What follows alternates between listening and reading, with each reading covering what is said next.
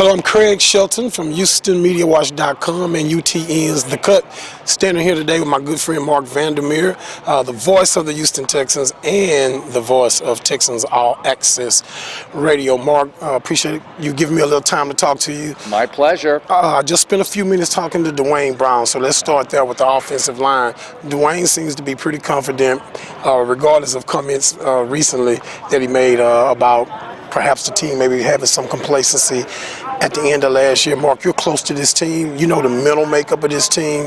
What's the likelihood of a guy like Dwayne Brown or any of those guys along that front line becoming complacent? Yeah, I think when you look at what they did last year, Craig, they had a situation where they were 11-1 and they were rolling and everything, and then things start to slide out of control a little bit. Defensively, they have some issues. Quarterback's not playing as well. Offense overall not playing as well. And here's one thing that we don't talk about a lot: penalties. They started to get a lot of yellow flags, and that definitely kills, drive killers and stuff like that. So I think it really was kind of a top-to-bottom thing. But think about all the things that they had happen for the first time. First ever primetime road win last year. First time they beat the Ravens. First time they're in a position where they really can say they're Super Bowl contenders, and they didn't handle it well down the stretch. And so now they're all analyzing what happened and what went wrong and all of that. They want to keep the edge, and everyone around here tells me, like the veteran people who are coming back, like Ken Houston and people like that, they say this team has an air of confidence about it, but it's not cocky. Well, we'll see how that translates on the field.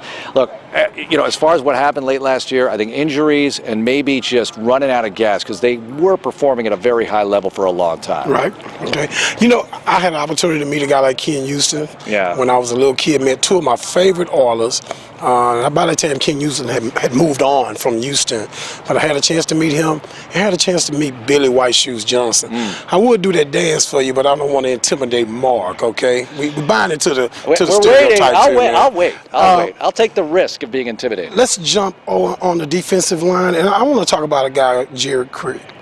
I heard a comment coming out of, I was actually reading through the transcripts from yesterday, and I don't know if it was the morning practice or the afternoon practice, and I believe Coach Kuby had commented about Crick's development physically, but I think the concern with Crick is maturing and figuring things out upstairs.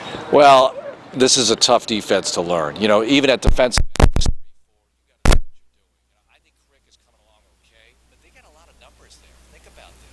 That's one of the deepest positions on this team with defensive end, with Antonio and Watt up front, obviously. But Jameson's back from the injury, and he should figure into the mix. Plus, you have all these guys who can do both nose tackle, and even Earl Mitchell can play some end. Chris Jones, the rookie from Bowling Green, is playing some end. Terrell McLean can play some end.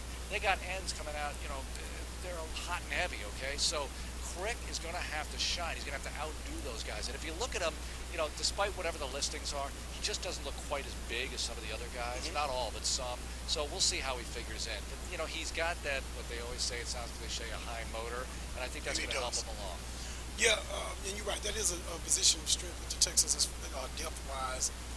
We even got Seth Payne. We can go do a throwback thing and get on Seth Payne out there if necessary. Travis Johnson was here. I heard that. Good interview, by the way, with you and Travis. But a place where I would be concerned that obviously we could lose a guy on that defensive line and still operate. We wouldn't want it to be the guy that wears number 99. Right. That changes things a bit. But let's talk about that defensive secondary. We start talking about the development of Kareem Jackson. We know what that is. I think we've seen that maturation process. I think everybody should be satisfied. Not because he started off so low and he can only go up, but even had he started out with some level of moderate success, I think what we're seeing from Kareem is a really, really nice progression. Talk a little bit about that and then about the depth, which would be a concern to me if we lost him or Jonathan Joseph. Yeah, I think it would be a concern, but Bryce McCain is back, which is nice. And Brandon Harris, I don't know how good Brandon Harris is now for real, but he definitely looked better way into the playoffs than he did earlier. Even though they were giving up some yards against Brady, it's hard to look good against Brady. I think Harris had improved. Now, I don't want to see him start. I don't think anybody wants to see that. They re-signed McCain for a reason, because they knew that if they relied just on guys like Brandon Harris, they would get real thin in a hurry with injuries. But Kareem is a great story. How many guys and how many media members have really come, I know you're Houston Media Watch, how many media members have really come forward and said, I was wrong. I was really wrong about Kareem, because not only did he get criticized, he got ridiculed and everything like that, people wanted to throw him out of town, and now he's a solid player. Maybe he becomes a Pro Bowler, and it doesn't sound ridiculous when Jonathan Joseph says we could be the best cornerback tandem in the league, or at least he wants him to be. I'm not saying he's all that either. You know, I don't know how good Kareem's going to play this It's year. okay to say Kareem's all that. Well, you Say know, it. It's honestly, okay. Say it. I Kareem's shared all that. I shared the concerns after year one. I mean, how could you Well, not? you Even had though to. he was a rookie, how could you not be concerned with it? Especially when they said, "Hey, he's Nick Saban coach, so he should be more NFL ready than McCourty and Kyle Wilson and the other guys who were in that draft." But you know, very often Rick Smith turns out to be right when we all think, "Whoa, what's going on here?" So I think you had to let the benefit of a doubt play out. I can't talk football, and Texans football in particular, with the voice of the Texans without talking a little bit about the quarterback position. All right. Recently, even on our website on HoustonMediaWatch.com, Lamar Mann wrote an article engaging some of the points that you made in regard to the fans, and not necessarily just Texan fans, but people in general who may view Matt Schaub as a quarterback that's not elite.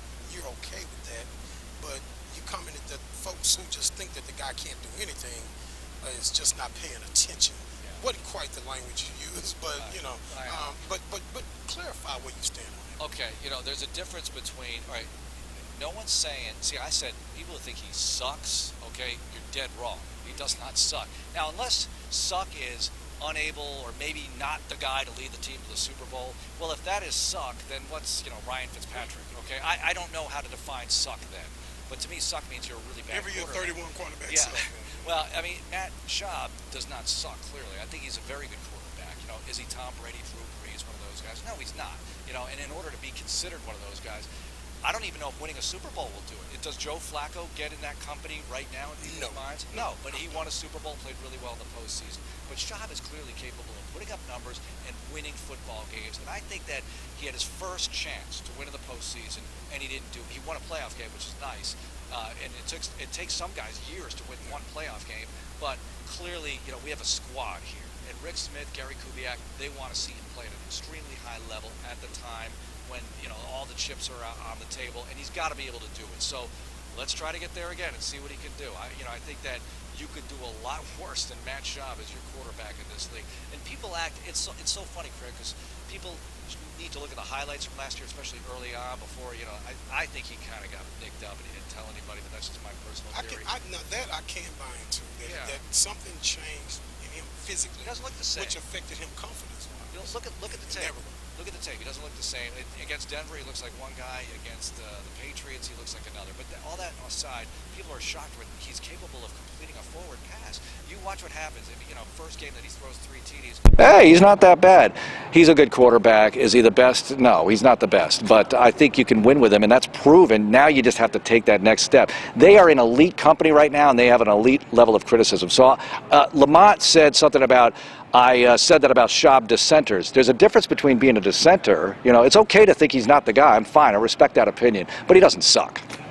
Folks, there you have it. That's And the I voice. love Lamont, by the way, okay? Lamont, Bon Jovi, forever. He likes Bon Jovi, okay? More than I do, I think. This is an HMW exclusive with Marc Vandermeer, the voice of the Texans and Texans All Access Radio. Marc, we appreciate it, buddy. Thanks a lot, Craig. Do it again Always sometime, a all pleasure. right? All right. Thank you, man. We'll see you later, folks.